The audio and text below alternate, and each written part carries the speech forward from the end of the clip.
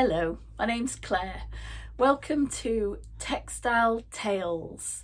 Today I want to discuss one of my pieces of artwork which has quite a lot of history and depth to it. In particular, I've done quite a lot of research connected to this piece of art. So I want to focus on a piece of work that I've called The Burning Anger. Before I begun my video today, however, I did a little ritual because I am an autistic witch myself. I like to begin with a little ritual. So today I burnt some of my lavender. I make my own smudge sticks, so I like to grow the material in my garden, and I burnt my lavender all around my studio, and I called upon the divine energy within me and the divine energy within my work as well to help guide me, to find the right words for this video, to find my voice, so this video is infused with this divine feminine power, and also so that it can come across as a really powerful piece, and so that my words may be inspirational to others, hopefully, and may my work empower others. And I created my little spell. So, whilst I tell you about this piece of work, I'm going to turn my camera and focus on the work that I am going to talk about.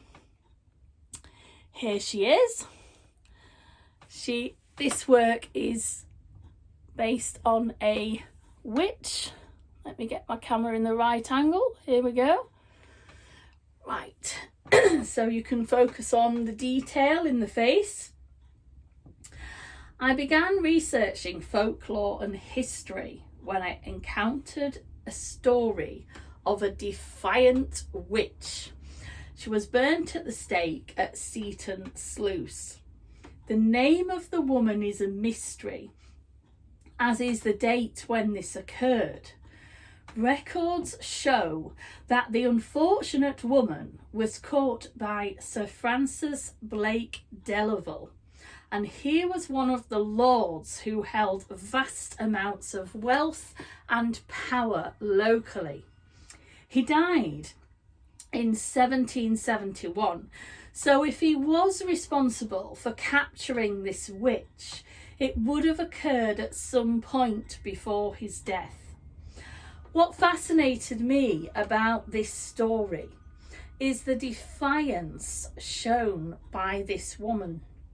According to records, she had requested 2 wooden bowls to be placed under her feet, and apparently had said some sort of spell and had tried to fly away.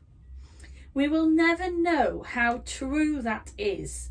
It's likely to have been exaggerated at that time and over the years to make a great story. However, when I heard this story, I had a vision of this defiant woman staring out of the flames. Whatever injustice had occurred and whatever judgments had been made, she remained right till the end, defiant and proud. As the image formed in my mind's eye, I felt compelled to create a piece of art to commemorate her. I felt connected to her. I also realised that we no longer burn women physically at the stake, but we metaphorically burn them. We burn them socially.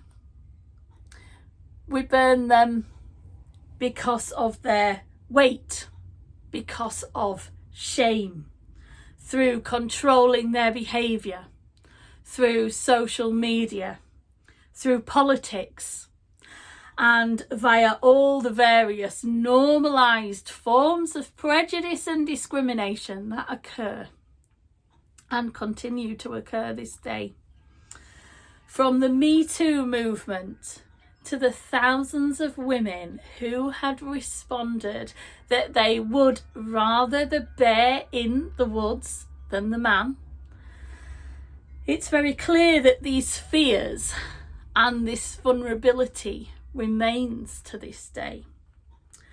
Living in England, we don't have any bears in the woods, thankfully.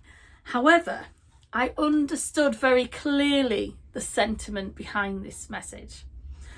In fact, it's that very few rapists are convicted, that statistically you're far more likely to survive an attack from a bear than you are from a man. And that is terrifying. What I found was that took me right back to the depths of history, to the depths of this story, of this woman. And what I realised is that I could see a very rich, powerful man encountering what was probably a poor, impoverished woman, minding her own business, and who knows what happened. I ask myself the question, did she refuse his sexual advances? Did she fight back? Did she stand her ground? And though we'll never know the truth because her voice is silent, what I also see is this powerful Lord could have easily strung together his own story and implied that she was a witch and obviously sealed her fate. A witch is a term that is still used today in politics, in social media, and to vilify women who challenge these social norms. And I connected this to the work as well, which is further down. If I can just show you here. So,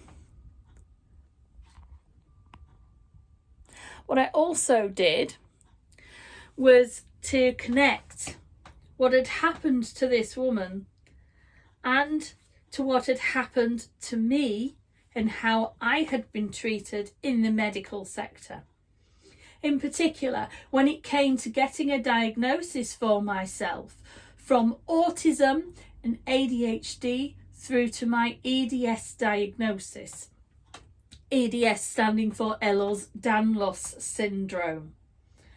What I realised is that I'd faced my own set of prejudice, discrimination, judgment, and to an extent vilification, in particular when it came to my weight. Defining myself as non-binary means that really this is a bit of an intellectual concept. In reality, regardless of how I define myself, the world sees a woman. The world hears a woman. And not only that, they see an obese, disabled woman. And this adds another layer of vulnerability to my position. I am acutely aware of this as I move through society. My piece of artwork, which I have called The Burning Anger, is both in honour of the nameless woman and directly connected to the injustices experienced by women throughout history and continuing to today. I have specifically referenced how I was treated by neurology, that a great deal of focus was placed on my weight and my mental health. As a result, I felt disbelieved and shamed. The words, "There is nothing more we can do for you," was said by the neurologist. And the implication was, You haven't lost the weight. You haven't got better. We haven't found anything wrong with you. Therefore, it must all be in your head.